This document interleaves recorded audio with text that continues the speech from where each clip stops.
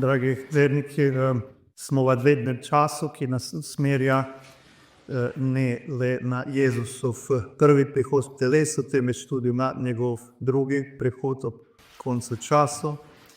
O tem govori evangelij prve adventne nedelje, zato želimo vstopiti v obravnavo teh tem, s katerih bi radi črpali čim več duhovne koristi. Kako pa bomo to storili, želimo pojasniti že na začetku, da duhovna obnova je sestavljena iz nagovorov, ki jih bova imela voditelja duhovne obnove. V nagovorih bova pojasnila vsebine, predpisane teme, obdelala bova po vrsti vsebino verskih resnic o poslednjih stvari. Trudila se bova teološko in praktično pojasniti pomen teh resničnosti, da bomo tako dobili spodbudo za vstop v temo, o kateri se govori, kar bomo nato počeli skozi meditacijo ali premišljevanje. Zato želimo najprej pojasniti, kaj točno je premišljevanje, iz česa je sestavljeno in kako ga bomo izvedli. Prva predpostavka, da bi bila premišljevanja plodovita, je seveda ozračje tišine. Zato bi vas še enkrat prosil, da se držimo tistega, kar sem že omenil, in sicer, da bomo tiho ves čas, danes, jutri, ves dan in vse do konca. To je bistveni predpogoj, brez katerega ta duhovna obnova ne more uspeti, saj moramo le v tišini slišati Božji glas in se oddaljiti od vseh tistih motečih elementov, ki nas usmerjajo stran od predmeta, o katerem želimo premišljevati. Zato bi vas prosil, da predvsem ne uporabljate mobitele. Nič pomembnega se zagotovo ne bo zgodilo do jutri oziroma do konca duhovne obnove. Lahko pa nas moti, če bomo ves čas gledali, kdo nas je poklical ali katero sporočilo smo prejeli. Zato vas prosim, da to storite. Nato moramo vzdrževati tišino na zunanji ravni, kar pomeni izogibanje vsakršnemu pogovoru. Večina vas se med seboj pozna ali ste se že med večerjo mogli spoznati, zato bo čas tudi ob koncu duhovne obnove in ne boste ničesar zamudili, pa se s tem ne obremenjujmo. Prosti čas lahko izkoristimo za molitev, duhovno branje, lahko se pride na pogovor. Pater Andrej bo pojasnil, kje lahko pride na pogovor, kjer se lahko vpišete. Vendar prosim, da ohranjate tišino na tej zunanji ravni, pa tudi na notranji ravni, da se izogibamo nepotrebnim mislim, motnjam in da se ne obremenjujemo s vsakodnevnimi težavami, ki jih ne bomo reševali v aktivnem smislu, imeli pa bomo priložnost in čas, da se z njimi ukvarjamo kasneje. Tu na duhovni obnovi pa se želimo posvetiti duhovnemu življenju in molitve, da spoznamo sami sebe, svoje slabosti in grehe, tisto, na čemer moramo delati, sprejeti dobre odločitve, da bi te obrodile pravi sad v našem krščanskem življenju. V vsakem primeru je torej ozračje tišine bistveni predpogoj te duhovne obnove in način, kako bomo pristopili k premišljevanju, po kateri želimo sedaj reči nekaj besed. Prejeli ste lističe, boste dobili še enega listka, ki je na koncu te knjižice, je pojasnitev o premišljevanju. Pa lahko preberite danes zvečer, da bi se tako lahko bolje pripravili jutrišnje premišljevanje, ki bo med sveto mašo. Ko običajno slišimo besedo meditacija, nam misel uide na nekaj, kar pripada vzhodnjašnjim tehnikam, hinduizmu, budizmu, New Ageu, vendar je razlog za to nažalost ta, da danes večina katoličanov ni seznanjena s osnovami duhovnega življenja. Nekateri niti ne vedo, da obstaja krščanska meditacija in nimajo pojma, kako bi morala izgledati. Zato bomo zdaj skušali to pojasniti. Obstajata dve glavni vrste molitve, to sta ustna in premišljevalna molitev. Ustna molitev je tista, ki jo, kot že samo ime pove, izgovarjamo glasno, torej ustno, običajno pa se stoji iz nekaterih standardnih molitvenih obrazcev, ki jih najdemo v molitvenikih in katere ponavljamo, medtem ko je premišljevalna molitev tista, ki ni strogo oblikovana, temveč je, da tako rečemo, prosta, jo oblikujemo v mislih. Temeljna stvar te molitve, ki jo po slovesno pravimo premišljevanje, je motrenje ali zrenje. Kaj tu počnemo? Uporabljamo naše čute, telesne in duševne čute, trudimo se poslušati, gledati, na neki način občutiti tisto, kar opazujemo. Kako gre za poslednje človekove stvari, ki jih bomo obravnavali, si bomo skušali predstaviti trenutek naše smrti, Božje sodbe. Skušali se bomo potopiti v ta položaj, si predstavljati občutke, ki pridejo pri tem. Uporabljamo telesne čute, da bi si to priklicali v zavest, skušamo videti, slišati, doživeti, kaj se tu dogaja, istočasno pa to opazovati s duševnimi čuti. Najprej si s pomočjo domišljije predstavljamo sliko tega, kaj se dogaja, kateri liki so tu, kakšne okolje, kako vse izgleda, da bi na to celotno sliko, vse, kar vidimo, slišimo, česar se lahko dotaknemo, skušali razumeti. Namreč pomen tega položaja, posameznih elementov, kaj nam govorijo, kakšno je njegovo sporočilo, smisel, na kaj nas želijo spodbuditi.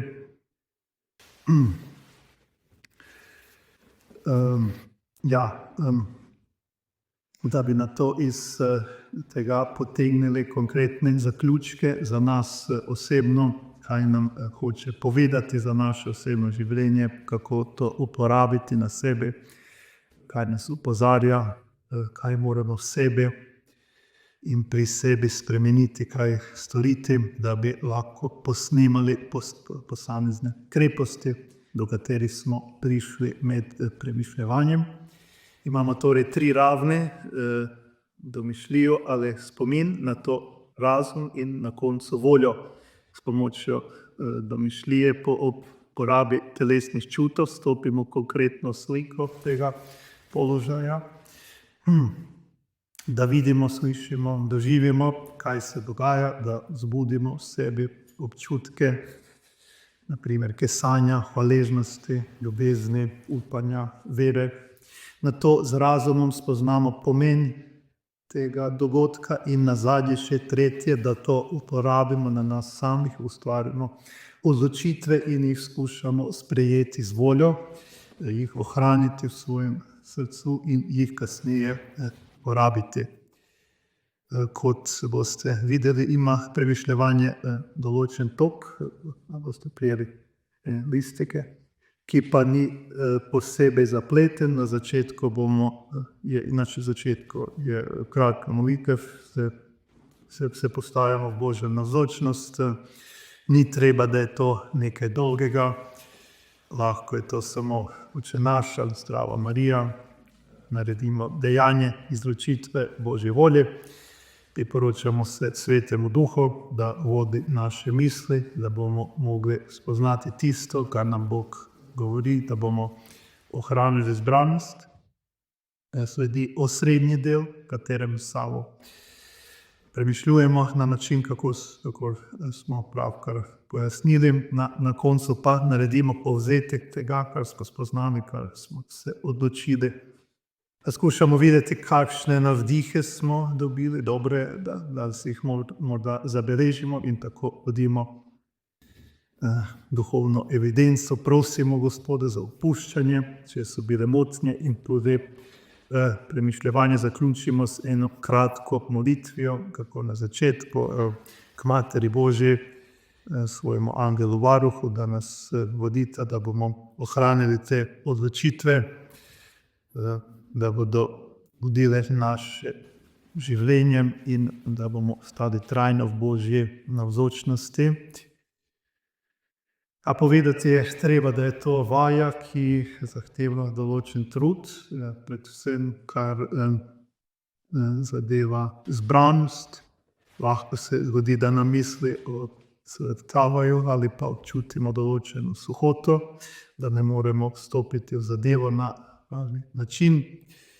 Tu je pomembno, da se skušam obvladati in odstraniti misli, ki nas motijo, ki niso naše, zato služi priprava, ki jo bomo zdaj skušali ustvariti, predvsem z ozračjem tišine, da bi se izognili vsem motnjam. Nato pa se pri samem premišljevanju trudimo preprosto boriti se, da bi ostali na pravi poti in da nam misli ne bi odtavale. Posamezne teme nam ne bodo se enako blizu in vanje ne bomo mogli vedno enako globoko vstopiti. Ena nam bo morda bolj ustrezala od druge, morda bomo kaj več občutili ali doživeli, vendar imajo tudi obdobja suhote smisel. Včasih lahko Bog dovoli, da bi se iz njih tudi nekaj naučili, ali pa jih dopušča zaradi tega, da bi si s vztrajnostjo in bojem pridobili zasluge. Včasih Bog lahko da več milosti, če ničesar ne občutimo ali doživimo, ravno zaradi naše predanosti in volje, da naredimo vse, kar moremo za njegovo slavo, kot pa če doživimo nekaj čutnega, vendar nimamo tolikšne gorečnosti in predanosti, saj tako ukrepimo našo pripravljenost, da se predamo Bogu in tako obrodimo pravi sad kreposti v svojem duhovnem življenju. Včasih nam en del ali element bolj govori kot drugi, lahko več občutimo ali globlje vstopimo, zato se lahko pri njem zadržimo in iz njega črpamo določen sad ali korist za naše duhovno življenje. Ni treba biti po strogi shemi iz enega predmeta na drugega, lahko izberemo tistega, ki nas najbolj nagovarja in nam najbolje odgovarja, da iz njega črpamo sadove, kakor čebela, ki gre z enega cveta na drugega, vendar se zadrži pri tistem, ki daje največ medu. Ker je to dejansko namen premišljevanja, da iz njega pridobimo, iz njega črpamo sadove za naše krščansko življenje. Premišljevanje je ključnega pomena, je sama srž duhovnega življenja, ki brez njega ni mogoče. Učitelji duhovnega življenja pravijo, da je brez njega praktično nemogoče ustvariti resno, globlje duhovno življenje. Ne smemo in ni prav, da se omejimo le na ustne molitve, ki so sicer dobre, vendar morajo imeti svoj okvir in način biti pravilno vključene v naše krščansko življenje. Lahko rečemo, da so ustne molitve vidni ali telesni del molitve, medtem ko je premišljevalna ali miselna molitev nevidni ali duhovni del, ki mora prežemati ustne molitve, oba pa se morata med seboj dopolnjevati. Zato se pri nas, Bratuševi, ker si res želimo obnoviti katoliško življenje, kakšno je bilo nekoč in kakšno bi moralo biti, postavlja poudarek na premišljevalno molitev in zato se izvajajo duhovne vaje in obnove, saj brez premišljevanja ne bomo imeli prave globine, ostali bomo samo na površini, ne bomo razumeli, kaj in zakaj molimo. In naša molitev ne bo to, kar bi moralo biti v tisti meri, v kateri bomo to povem. V premišljevalno molitev bomo napredovali v duhovnem življenju. A sedaj bi prešli na samo temo naše duhovne obnove, jer lahko izhajamo iz čistega osnovnega vprašanja, ki je v katekizmu običajno na prvem mestu, namreč čemu smo na svetu. To vprašanje bi si moral zastaviti vsak človek, saj to tega samo jedro njegovega obstoja. Vsak človek stremi k smislu, vprašati se je treba, kaj je namen njegovega življenja, ali je na zemlji slučajno brez višjega razloga, ali ta razlog še obstaja. Odgovor, ki nam ga na to vprašanje daje katekizem, je: na zemlji smo zato, da bi Boga spoznali, ljubili, mu služili in tako lahko prišli v nebesa. Bog je naše najvišje dobro in človek ne more najti izpolnitve nobene zemeljske stvari, pa naj se še tako trudim, vedno bo na koncu ostal neizpolnjen in isto nekaj več. Velika večina ljudi na svetu živi prav tako, sploh jim ni mar za Boga, ampak le za dosego zemeljskih dobrin, denarja, bogatstva, užitka, časti, slave. Pa je to res tisto, kar človeka izpolnjuje. Zelo enostavno lahko spoznamo, da temu ni tako, saj so vse stvari tega sveta minljive. Lahko jih uživamo nekaj časa, lahko dolgo časa, a na koncu bo minilo in jih človek ne bo imel več ali z njimi ne bo zadovoljen, se jih bo naveličal in iskal nekaj drugega. Nekdo je lahko bogat, ima vse, kar potrebuje za udobno in brezskrbno življenje, človek pa praviloma vedno išče več, da si nakoplje še več bogatstva. Enako velja za uspeh v poslu, poklicnem življenju. Pogosto se človek prizadeva biti še uspešnejši, doseči še večji uspeh. Tako je na primer svetu športa in umetnosti, športniki in umetniki želijo doseči še več, podreti vse rekorde in iti do najvišjih mer. Enako velja za različne stvari, v katerih lahko človek uživa. To je lahko hrana, pijača, različne vrste zabave, a tudi to je minljivo in čez nekaj časa se človek tega naveliča in bo spet zahteval isto ali kaj več.